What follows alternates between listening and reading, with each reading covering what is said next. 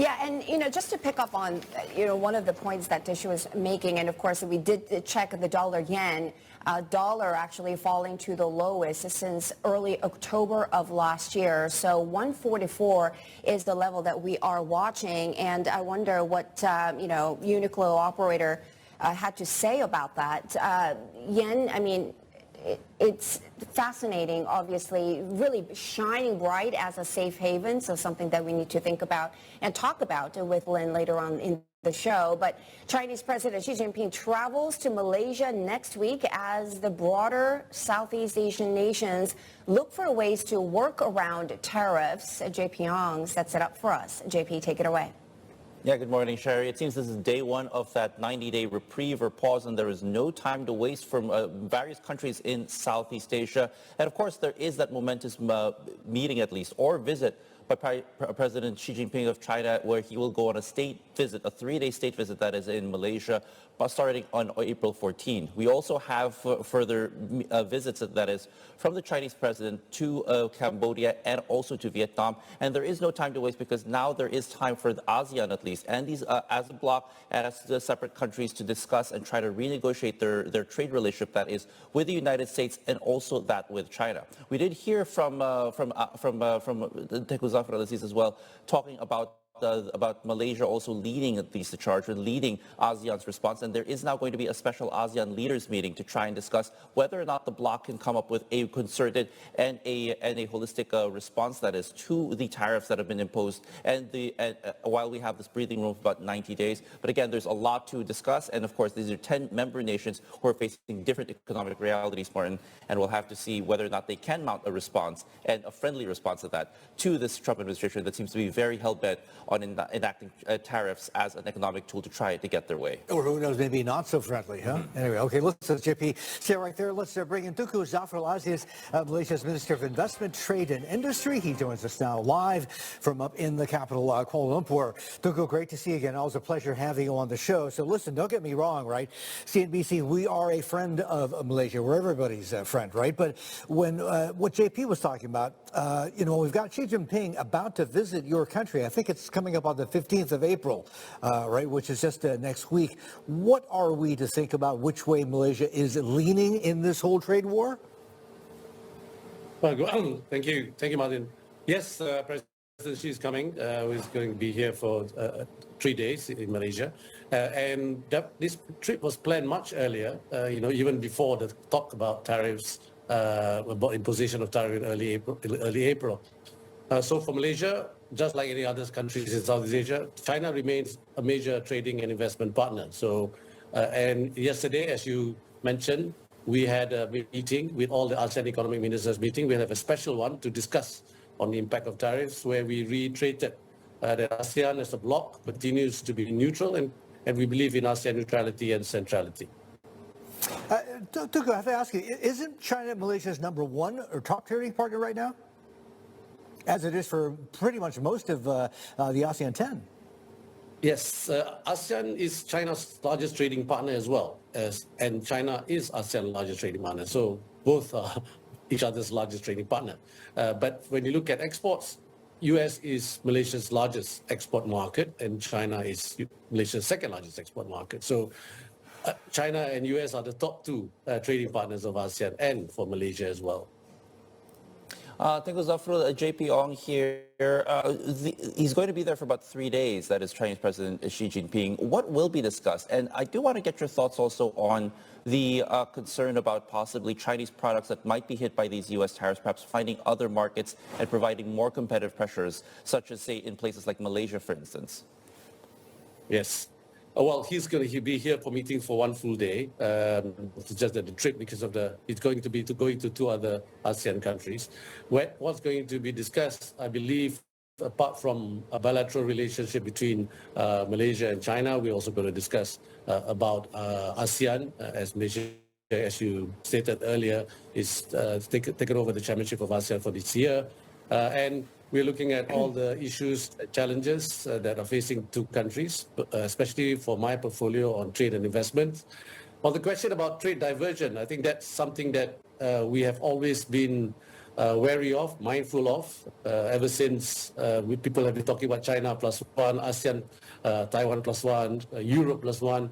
And this is where the impact has been positive so far, but the tariffs that has been imposed recently and the trade war that has escalated between US and China will have an impact to ASEAN, not just in terms of demand and supply, but also in terms of trade diversion. So we are watching this closely, as people are saying and companies are worried that there will be a trade diversion, basically trade flows that will be diverted to other regions, including ASEAN and Malaysia. Minister, given the 90-day reprieve or pause, what is the latest communication with the Trump administration? How much of FaceTime are you getting with the Trump administration? And what are you discussing at the moment? Is it lowering the tariffs, removing the tariffs?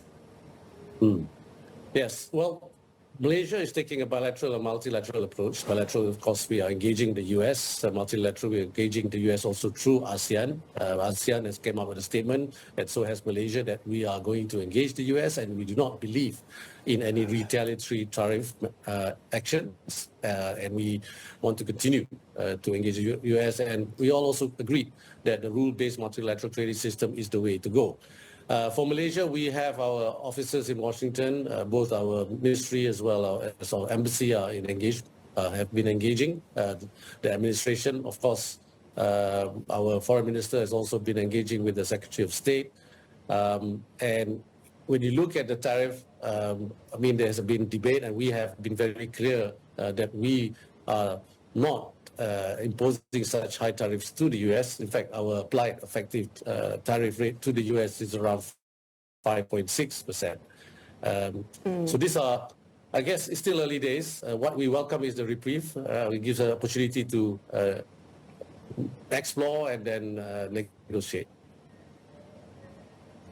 Is your counterpart laying out what the Trump administration is looking to achieve here, or specifically what it's looking from Malaysia? And does that somehow make it difficult for Malaysia to stay neutral between the U.S. and China? At the moment, I don't believe it's making it difficult to be neutral. In fact, during our conversations, there's never been a request to choose a side. If there's any request, it's more about technology security. It's more about ensuring trade imbalances are addressed. As you know, Malaysia has a trade surplus with the US. And finally, about non-tariff barriers, right? It's about opening and liberalizing some of the policies and bureaucracies that may impede trade between Malaysia and US. Minister, I'm glad you brought up those those things that are impeding trade between Malaysia and the United States.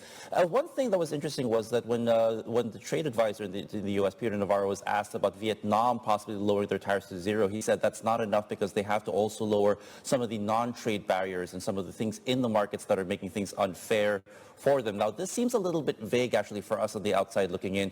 I'm curious as to whether or not the U.S. has also intimated something similar to Malaysia as you begin your talks, and if this is going to be part of the issues you're going to tackle when you head to the United States later this month to conduct those bilateral talks, sir. Yes, that's right. That's right. The issue is not just about tariff, and we know, as you've seen from the USTR report, the non-tariff barriers is also a concern raised by the US. It is also a concern it's raised by Malaysia, where we talk to other trading countries, our trading partners. So I'll give you an example. For Malaysia, for example, when it comes to standards and policies, when it comes to importation of meats, we are looking at halal certification. That can be seen as a non-tariff barrier, as those standards, those requirements may be used against exporters of beef exporters, for example, in the United States. Similarly, for services sector, there are concerns that why Malaysia is not lifting the equity so-called conditions, right? We have strategic companies or strategic sectors, for this case, especially banking and telecommunication, where there is always a clause there which says that anything that a foreign entity who wants to own these companies must get approval from the relevant authorities. So these are examples of non-tariff barriers, and one last one that's always been discussed is about procurement, how do we, government and other Malaysian companies, we must have an open policy when it comes to procurement. Tengku, we've been talking about trade, but two other bits of your portfolio are investment in industry. And I want to talk about that because sort of the latest development plan for Malaysia is to try and get it to move higher and faster up the tech ladder, specifically in semiconductors, right? Not just, packaging, et cetera, but actually at some stage making advanced semiconductors. I'm wondering, the tariffs that the U.S. has on Malaysia right now, how much harder is it going to make it for Malaysia to procure technology from the U.S., which will go towards those goals of becoming a chip nation? Yes. Fortunately, fortunately, the tariff semiconductor is exempted. Malaysia exports a lot to the US. When you look at semiconductor, 30% of our exports to the US is semiconductor, and the other 30% is E&E. So both semiconductor and E&E is about 60% of our exports to the US. That's why we have suggested that Malaysia has suggested to the US that we are willing to look at a technology safeguard agreement. This will give comfort to US and also US companies. And one thing you have to bear in mind that many companies that are in Malaysia who are exporting to US are also US companies. So we are working closely with the US companies who will be affected if semiconductor is also in the list of tariffs that will be imposed on. But Minister, are you concerned that perhaps some of the tariffs or the new tariff regime that's being imposed globally will impact Malaysia's own industrial master plan? If I'm not mistaken, part of that is also to try to train up to 60,000 engineers and making sure that Malaysia can move up that value chain that will conclude investments in data centers have been covering for the better part of the last 2 years. Is there a concern that this will get impacted significantly by these new tariffs and the new trade policies that are being implemented by the Trump administration? Yes, JP, definitely there will be an impact. We are studying the impact because Malaysia is very much an open economy. And like I said, we are a major exporter of semiconductor, major exporter of E&E. So therefore, in our calculations, there will be a negative impact. And not just because of what's happening in the US, the tariff in the US, but also tariff to China, because a number of US companies and multinational companies, and including Malaysian companies that support that supply chain will be affected in the global economic slowdown, and because they do export not just to the US. For example, Malaysia's export of E&E, only 30% goes to the US, the other 70% goes to the rest of the world. Given Malaysia's role in this AI chip supply chains, can you tell us what you see from where you sit?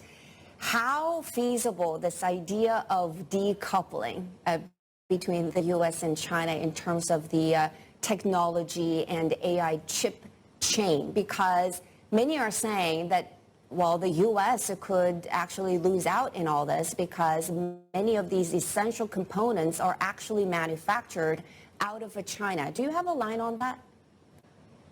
Yes, what we've done, we are going to, one of the reasons why we're talking to the U.S. companies, because we're trying to understand their supply chain, and what we have found is that the supply chain is cut across various regions, not just various countries. There will be an impact when we talk about bifurcation, when we talk about, whether people will then look at supply chain based on geopolitical divide. We are seeing that already happening in the last couple of years.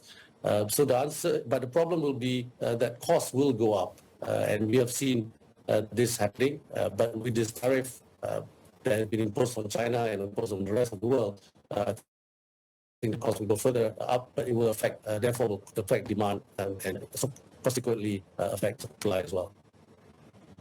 Let's just assume that these negotiations get stalled or take time because the Trump administration is dealing with so many different countries that in 90 days from now, tariffs take effect and they stay in place for the foreseeable future. Would that bolster the conversation in terms of, I don't know, giving more market access to Chinese goods? Is that something that some Malaysian Asians would be worried about because it would be actually flooded with cheaper Chinese goods. Yes, definitely that's a concern for Malaysia and for the region, but less so for Malaysia because, as I've said, we are a major exporter of E&E and we're a major exporter of manufacturing products. So we are quite competitive in this area. But having said that, low-value goods and some of the goods which Malaysia don't produce will be expected to flood the market, especially in this region. So we'll have to monitor this. And at the same time, we will definitely engage China as well if this has a negative impact in the region and for Malaysia as well. So the short answer is yes. There is a concern of overcapacity with the growth in China as well, and the tariff that's been imposed, that some of the goods that are meant to be sent or exported to other markets might end up in our region. Minister, as you mentioned a while ago, Malaysia does hold the chairmanship for the ASEAN region this year. Is there a plan by ASEAN to head to the United States as a collective front to negotiate as a bloc, on top of the various bilateral meetings that, say, the Vietnams and the Malaysias are doing as well? And what might be the key thing that ASEAN needs to do to mount that collective front if they do decide to do that? Yes. As we have officially requested, our foreign ministry have officially requested for a U.S.-ASEAN special summit where all the ASEAN leaders have agreed to go to the United States to meet up with Trump for this U.S.-ASEAN special summit. And I was made to understand from the ASEAN Secretariat, now we are waiting for U.S. to revert with the time. Okay, Tengku, listen, fantastic talking. As always, appreciate the time. Thank you. Tengku Zafrul Aziz there, Malaysia's Minister of Investment, Trade and Industry, and JP Ong, part of the conversation as well. All right, so let's get back to markets and take a look at bonds and see how things are pricing, shall we? We've got the benchmark 10, 445.82, so we have gone up, although good news is it's not 450. Short end 2s at 384.33, Sherry. And coming up on the show, and lots more coming up on the show. In the next hour of the show, we will speak with a former U.S. Trade Representative, Michael Froman, and ask him if other Asian countries can actually afford to break ranks with China amid its trade standoff with the United States. Squawk is coming right back.